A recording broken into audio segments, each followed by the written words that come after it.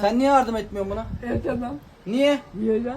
Ben burada boşuna mı çalışıyorum? Ya bir şey diyeceğim. Sen niye yalan konuşuyorsun? Kadın filmini bırakıp geldi ya. Bakayım Sana bakayım. yardım Kendini edeyim. bırakıp geldi orada oturuyor. 2 tane musluk kapatmakla mı oluyor bu iş? Ya yoruluyoruz ama. Yardım al da.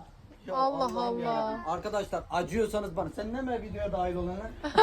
Bu da videoya dahil olma peşinde. Bana bak. Ha. Siz bana acımıyorsunuz mu? Yok. Yok. Yok. Arkadaşlar siz görün. Ha. Bana acıyacaksanız siz acıyın. Görüyorsun değil mi? Bu yamyamları görüyorsunuz değil mi? Yamyam bunlar. Ya. Manyak manyak. Kim manyak? Neden manyak? Ben manyak. Ha. İyi lan.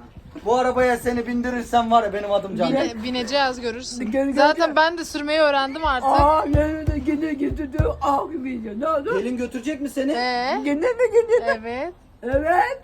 Vay anasını var ya siz var ya iyice birlik olup üçkağıtçı oldunuz Ne ha. sandın? Tamam tamam. Hadi Ben bakayım. şimdi temizliyorum. Anahtarı saklayacağım. He he.